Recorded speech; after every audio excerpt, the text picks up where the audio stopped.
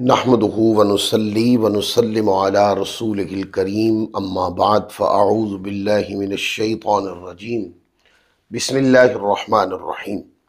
درس الادب المفرد کے نئے سلسلے کے ساتھ حاضر ہیں اور آج کا درس حدیث نمبر 465 سے شروع ہو رہا ہے۔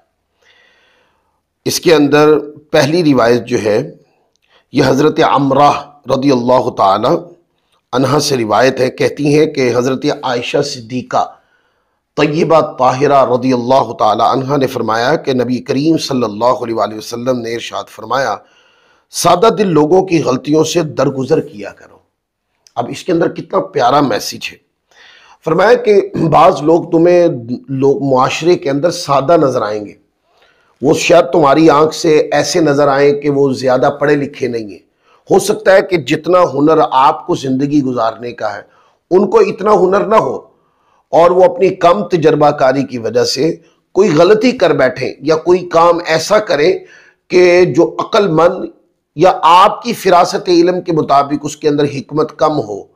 تو فرمایا کہ ایسے موقع پر سادہ لوگوں سے درگزر کر دیا کرو، یہ سمجھ کر غلطی جان بوجھ کر نہیں کی ہے۔ اگر کسی سادہ آدمی سے غلطی ہو جائے تو اس کو معاف کر دو، بلکہ اس حدیث پاک کا مفاد جو ہے اشارتاً اس طرف بھی ہو سکتا ہے کہ معاف کر دو۔ اگر کوئی سادہ آدمی دیکھو غلطی ہو جائے اس سے، تو غلطی ہو جائے معاف کرے اور ساتھ سکھا دیں گے تو وہ آئندہ غلطی سے بچ جائے گا۔ کیا فرمایا کہ سادہ لوگوں کی غلطیوں سے درگزر کر دیا کرو، ان کی غلطیاں پکڑا نہ کرو۔ اگر آج کل دیکھیں تو کسی مزدور سے یا کسی چھوٹے بندے سے یا کسی سادہ کم پڑھے لکھے آدمی سے غلطی ہو جائے تو لوگ اس کے اوپر ظلم کی انتہا کر کے رکھ دیتے۔ تو ظلم تو چاہے کوئی پڑھا لکھا ہو یا غیر پڑھا لکھا، ظلم تو کسی پر بھی کرنا جائز نہیں ہے، لیکن خاص کر وہ جو سادہ لوگ ہیں ان کے اوپر پہلے زندگی کی آزمائشیں بہت زیادہ ہیں، لہذا آپ آزمائش نہ بنے۔ اگر غلطی کرتا پائیں، غلطی ہو جائے تو اس کو درگزر فرما دیا کریں۔ پھر آگے حدیث نمبر 466 ہے۔ حضرت انس بن مالک رضی اللہ تعالی عنہ نبی پاک صلی اللہ علیہ وسلم سے روایت کرتے ہیں، حضور نے ارشاد فرمایا، جس چیز میں سختی ہوتی ہے وہ اسے معیوب بنا دیتی، اور بے شک اللہ تعالیٰ نرمی کرنے والا ہے اور نرمی کو پسند کرتا ہے۔ جب آپ سختی کریں گے نا تو جس چیز پر سختی کر رہے ہیں یہ سختی چیز کو عیب دار کر دیتی ہے، اور نرمی جو ہے وہ اگر لبوں سے نکلے تو لب خوبصورت، نرمی اگر کسی بندے پہ مزاجن کی جائے تو آپ کا مزاج دوسرے کو پسند آنے لگے، اور نرمی جو ہے یہ ویسے ہی بندے کے تن بدن اور بندے کے اخلاق، کردار اور انداز کی خوبصورتی ہے۔ خوبصورتی کی چابی اگر کسی کو کہنا چاہے نا تو نرمی جو ہے یہ حسن اخلاق کی بھی چابی ہے اور خوبصورتی کی بھی چابی ہے۔ پھر آگے حدیث نمبر 467 ہے۔ یہ روایت صحیح بخاری شریف کے اندر 3 مقام پر ہے، 3562، 6102 اور 6119، صحیح مسلم میں 2320، سنن ابن ماجہ میں 4180 نمبر حدیث ہے۔ حضرت ابو سعید خدری رضی اللہ تعالی عنہ سے روایت ہے، فرماتے ہیں رسول اللہ صلی اللہ علیہ وآلہ وسلم کواری پردہ دار لڑکی سے بھی زیادہ حیا دار تھے، اور آپ جب کسی شے کو ناپسند فرماتے تو کبھی آپ کے چہرے اقدس سے اس کی پہچان، یعنی چہرے سے پہچان ہو جاتی۔ 2 باتیں ہیں جو سمجھنے والی۔ آقا علیہ السلام کی ذات اقدس کے اوپر حیا کا غلبہ تھا۔ اب حضور کو جو فالو کرنے والے ہیں، جو آقا علیہ السلام کی سنت کی اتباع کرنے والے ہیں، جو کہتے ہیں حضور علیہ السلام ہی آئیڈیل ہے، اور سارے مومنین کو، مسلمانوں کو اپنا آئیڈیل صرف بنانا ہے تو رسول پاک صلی اللہ علیہ وآلہ وسلم کی ذات اقدس کو بنانا ہے۔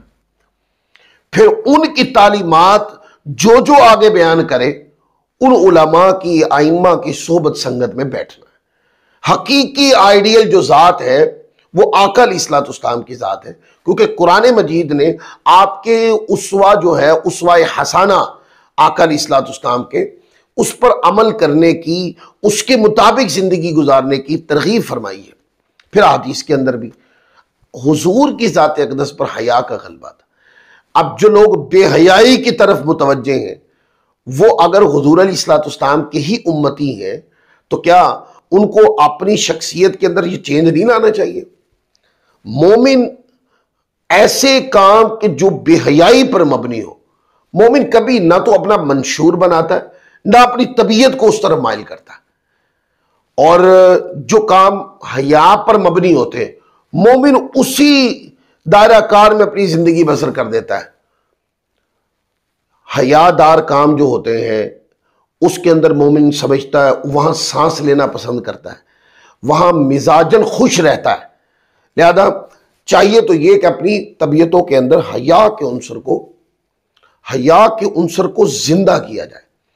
جب ہم اپنے اندر حیا کے عنصر کو زندہ کر لیں گے دوستو، ہمارے رشتہ داری کی دراڑیں خود بخود ٹھیک ہو جائیں گے۔ جو اختلافات جس نوعیت کے ہیں اور جس سطح کے ہیں، آپ اپنے اوپر حیا کا غلبہ ڈال دیں، خود بخود مسائل حل ہوتے چلے جائیں گے۔ عنوانات بہت ہیں حیا کے باب میں گفتگو کرنے والے، لیکن یہ ہے لب لباب اس کا یہ ہے کہ اپنی طبیعت کے اندر حیا کے غلبے کو لازم کریں۔ جو بندہ حیا پر عمل کرنے والا ہے وہ کبھی بھی کسی کی بہن بیٹیوں کو نظر گاڑ کے نہیں دیکھتا ہے، حیا دار ہوتا ہے، اس کو پتہ ہے میرے گھر میں بھی بہن بیٹی ہیں، لہذا میں کسی کو دیکھ رہا ہوں اور جب کوئی میری بہن بیٹیوں کو دیکھے گا تو میرے لیے یہ لائق برداشت نہیں ہوگا۔ لہذا مومن کامل جو ہے وہ اگر بازار میں بھی چلتا ہے تو ضرورت کے مطابق نظر اٹھاتا ہے اور اپنا رستہ جو ہے وہ سیدھے طریقے سے لیتا ہے اور نگاہیں جھکا کے گزر جاتا ہے۔ کسی کے گھر میں بیٹھتا ہے تو جھانکتا نہیں ہے، بلکہ اچھی عادت اور حیادار عادت یہ کہ کسی کے گھر میں گئے آپ ادھر ادھر مت جھانکیں، آپ نگاہیں نیچی کریں اور جس گیدرنگ میں آپ بیٹھیں آپ اسی دائرہ کار میں اپنے آپ کو محدود کر دیں۔ اور اس کے مطابق اور بھی کئی عنوانات ہیں جس کے اوپر اس طرح کی گفتگو کی جا سکتی ہے۔ اچھا، حدیث پاک کا دوسرا پہلو دیکھیں۔ فرمایا کہ جب آقا علیہ الصلوۃ والسلام کو کوئی چیز ناپسند ہوتی تو کبھی بھی حضور علیہ الصلوۃ والسلام لفظوں کے اندر اس کو بیان نہیں کیا، یعنی ان چیزوں کے اندر حضور کیڑ نہیں کبھی بھی نکالی، کبھی بتایا نہیں کہ یہ مجھے ناپسند ہے، نہیں، بلکہ کہتے ہیں کہ حضور علیہ الصلوۃ والسلام کے چہرے اقدس کے ہم پہچان لیتے تھے کہ آقا علیہ الصلوۃ والسلام کی طبیعت مبارکہ ادھر مائل نہیں ہے۔ لہذا اگر کسی بندے کو کوئی چیز کھانے کی ہو یا پہننے کی ہے اس کے علاوہ پسند نہیں ہے نا تو آپ اس کے اندر کیڑ مت نکالیں۔ کوئی بندہ تحفہ لے کے آیا، جو تحفہ لے کے آیا وہ آپ کو پسند نہیں ہے، آپ اس کو قبول فرما لیں، آپ آگے کسی کو گفٹ کر دیں، لیکن تحفہ قبول نہ کر کے آپ کسی کو تکلیف مت دیں۔ کھانا پکایا کسی نے بڑی محنت کے ساتھ، آپ کو پسند نہیں ہے تو آپ اس کھانے میں کیڑ مت نکالیں، بلکہ آپ جو پسند ہے آپ کو وہ لا کے آپ وہ کھا لیں۔ تو اس طریقے سے بہت سارے مسائل گھروں کے حل ہو سکتے ہیں۔ یعنی سنت نبوی جو ہے، سیرت مصطفیٰ، یہ زندگی کے ہر مسئلے کا حل ہے، لہذا اپنانا چاہیے۔ آگے حدیث نمبر 468 ہے، حضرت عبداللہ بن عباس رضی اللہ تعالیٰ عنہما نبی کریم صلی اللہ علیہ وسلم سے روایت کرتے ہیں کہ آپ صلی اللہ علیہ وسلم نے ارشاد فرمایا، نیک سیرت اور صورت میانہ روی نبوت کے 70 اجزاء میں سے ایک جز ہے۔ لہذا میانہ روی اور سیرت اور صورت نیک ہونی چاہیے اور میانہ روی۔ فرمایا کہ یہ نبوت یعنی یہ انبیاء کرام کی صفات میں سے ہے یہ چیز۔ جب انبیاء کرام کی شخصیات کو پڑھتے ہیں تو یہ چیزیں ان کی ذوات کے اندر بڑا واضح عنصر نظر آتا ہے۔ اب نیک سیرت اور صورت کیسی ہوتی ہے؟ دیکھیں، نیک سیرت تو یہ ہوتی ہے نا کہ آپ اپنی زندگی کو اللہ کے رسول صلی اللہ علیہ وسلم کی سنت کے مطابق، آپ کی سیرت کے مطابق گزاریں، یہ تو ہے نیک سیرت۔ نیک صورت کا معنی کیا ہے؟ نیک صورت کا معنی یہ کہ بے حیائی کے لباس نہیں پہننے چاہیے، بلکہ با حیا لباس پہننے چاہیے۔ اگر بال کٹوانے کا جو انداز ہے اس کو سنت نبوی کے مطابق رکھیں۔ بال کٹوانے کا انداز ہے یہ کبھی بھی اس کے اندر دنیاوی عنصر غالب نہیں آنا چاہیے، مغربی کلچر آپ کے اوپر، آپ کے تن بدن میں ظاہر نہیں ہونا چاہیے، بلکہ آپ کے تن بدن پر اسلامی کلچر کا رجحان نظر آنا چاہیے۔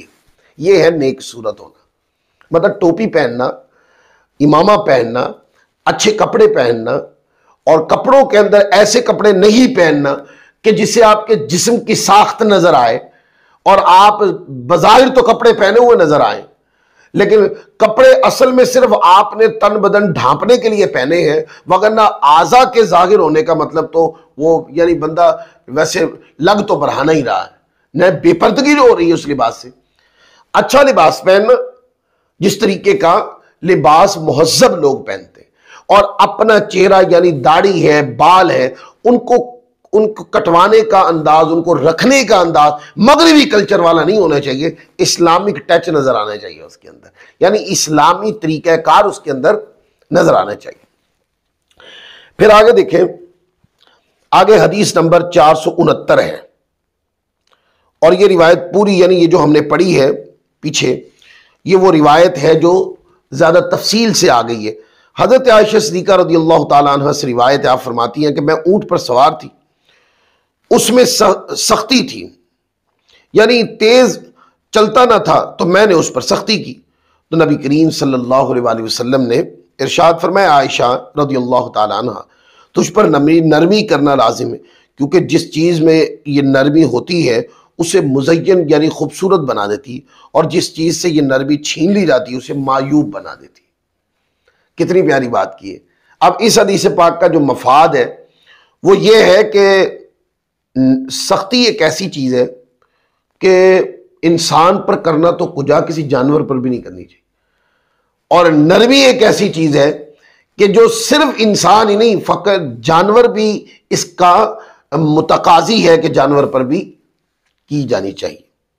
اور فرمایا کہ سختی معیوب عیب دار کرتی ہے، اور نرمی جو ہے یہ حسن سراپا بنا دیتی ہے۔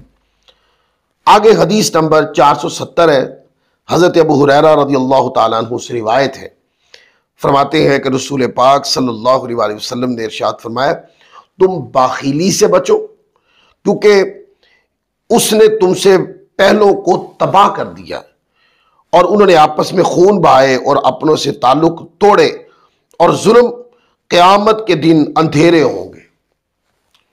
باخیلی سے بچنا چاہیے، یعنی کہ رشتہ داری ہو یا گھر والوں کی ضرورت پہ خرچ کرنا ہو، اس کے اندر باخیلی اور کنجوسی جس کو کہتے ہیں نا، وہ نہیں ہونی چاہیے۔